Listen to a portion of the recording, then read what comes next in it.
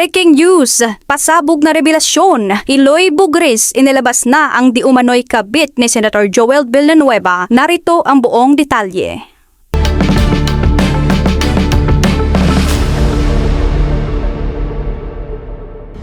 Umuugo ngayon sa social media at sa buong bansa ang isang napakasailang pahayag mula sa political blogger na si Eloy Bugris. Sa isang live broadcast na agad na umani ng libo-libong views at shares, inilabas ni Bugris ang mga aligasyon na yumanig sa mundo ng politika, partikular na ang pagkakadawit ng pangalan ni Senator Joel Villanueva. Sa kanyang paglalahad, diretsahang binanggit ni Eloy Bugris ang pagkakaroon umano ng kabit o extramarital affair ng bakikang senadora. Hindi na nagpatupik-tumpik si Bugris sa pagbabahagi ng mga detalyado na aniya ay nakuha niya mula sa mga malalim na source na malapit sa kampo ng mambabatas. Ayon kay Bugris, ang revelasyong ito ay bahagi ng kanyang krusada na ilantad ang katotohanan sa likod ng mga personalidad na humahawak na mataas na posisyon sa gobyerno. Nagpakita si Bugris ng ilang mga screenshots at mga larawang hindi pa beripikado na aniya ay magpapatunay sa kanyang mga sinasabi. Bagaman hindi pa ganap na mabubuo ang buong naratibo, base lamang sa nasabing live video, naging mabilis ang pagkalat nito sa iba't ibang platforms. Nagbigay din ng mga detalyadong pitsa at lugar si Bugris kung saan umano madalas mamataan ang senador kasama ang isang babae na hindi naman ang kanyang legal na asawa. Ang mga taga-suporta ni Bugris ay agad na nag-react habang ang mga kritiko naman ay nananatiling nagduda sa kredibilidad ng mga inilabas na ebidensya. Hanggang sa oras na ito, wala pang inilabas na formal na pahayag ang kampo ni Senator Joel Villanueva hinggil sa mga seryosong akusasyong ito. Ang tanggapan ng senador ay inaasahang maglalabas ng kanilang panig sa mga susunod na oras o araw upang linawin ang isyu. Marami sa mga tagamasid sa politika ang naghihintay kung sasagutin ba ito ng kampo ng senador o kung ituturing lamang itong isang black propaganda o paninirang puri na naglalayong sirain ang kanyang imahe sa gitna ng kanyang mga ginagawang proyekto sa Senado. Ang insidenteng ito ay nagdulot ng matinding diskusyon sa hanay ng publiko. Sa isang banda, may mga naniniwala na dapat itong busisiin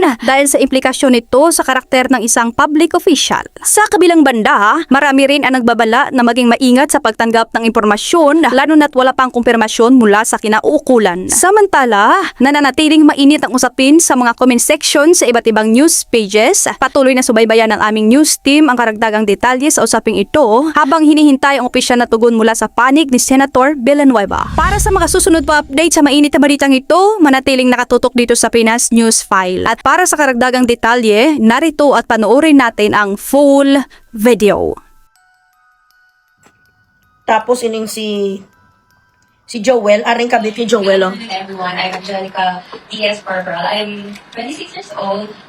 Right now, I'm currently working also. I have also my businesses, and as well as I'm also taking my boards because I graduated as electronics and communication engineering po. So I'm quite preoccupied, but I'm very much happy to be here with you and to take this directorship with my full heart. And this is my passion. Duhangag ka!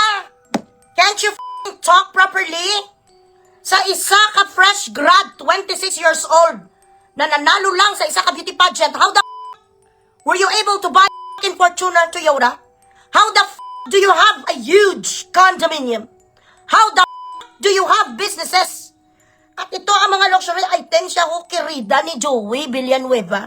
Joel pala. Nga mga Joey, manyang akon man. Amo ka niyo, paano ka naka-Fortuner ha alpotology nga bigaon? Habang kami nakakadakuba, kami nakarolex ang alpot nga purong ngipin. Purong ngipin ang yodi po. Nagarolex bilat sa Iloy nga tamagkano ni sa 2 milyon. Nakabranyo nga Fortuner. Ano? Nagulan yodi sang mana sa langit. Tapos isa ka lang ang gising. Ikaw lang lahat ang kumuha bilat sa Iloy. Umulan ng mga bulawan ng ginto. Galing sa langit. Ikaw lang ang sumalo. Nag-iisang ikaw. Grabe nga swerte sa 26 years old. Ano ang iyong ang pick mo, diamante? I'm here with you now. And I just graduated as Spreaky Tech. And I'm here and I'm taking this directorship with my full heart. Do alipungoy ang yudi pa. I hate people who talk slow. People who does not know how to build steals inside their head and pretends that they are eloquent, I dislike them. Paano ka nag-travel bilat sing Iloy mo, ang kapital mo ay shout out lang Joel Villanueva, kaganda naman sang asawa mo, sir. Bakit nagamantiner ka sa mabaho ang hininga nga si Corporal? Angelica Corporal, 26 years old, is kabitsina. You have a long way to go. Why don't you go abroad and make a decent living? Mahilig mapakabit ang mga UD sa politiko. Kamu nga mga politiko, mga ina kayo, mayor, congressman, senador. Jesus is Lord ngayon. Pinalitan na, guys. May nagtawag sa akin, taga Security and Security and Exchange Commissions. Pinalitan ng Jesus is Lord. Judas is Lord. Kagrimulya is Lord. Yun ang yung pangalan sa simbahan ni Brother Eddie. Ang mga bilat sing Iloy, mahihilig kayo sa 26 years old. Ang kanilang pay ngayon lang na medyo fresh. Nakaganda sang asawa mo niyo. Ang pinalita mo, nga puro ngipin, tapos ang mata, kiro-kiro, hindi man ni maganda. Wala kayo, hindi kayo naaawa sa asawa niyo, nagupahan ka ni siya. Puro ngipon, pag nagkasa sa'yo, gasabit ang tarugo, Jewel. Kapag ganyan ang ngipin, sa ang iyong masusugatan, kasi ang ngipin, gaamo na ho. Mahirap magpa ang ganitong ngipin ho. Masyadong protrude. Kaganda sang asawa mo, maintindihan ko sana kung nang itsura sang asawa mo si Jocelyn Lion King. Ika bata pa man isang asawa mo nga si Gladys Cruz. Tapos bilat sing Iloy, ang kapit, ang kabit mo may mga eye bags, papatayuya ninyo di puta ni. Palagi sila Jesus. John 3:16, for God so loved the world that He gave His only begotten Son. Lahat ng mga salita nila, ginakot nila ang Bible verse. Sige lang yung Bible verse! Bilang sing Iloy nyo. Kung papalitan ko ni Daddy Bogs, mga bits ha, tapos ang muning itsura, duduraan ko si Daddy Bogs de la Plimas. Pre! Mapalit ka lang sa akong bilat sing Iloy, ka masangit ang tarugo mo, ang mo pag nagpa. Gago, Joel Villanueva, alam mo, sandali lang pala guys.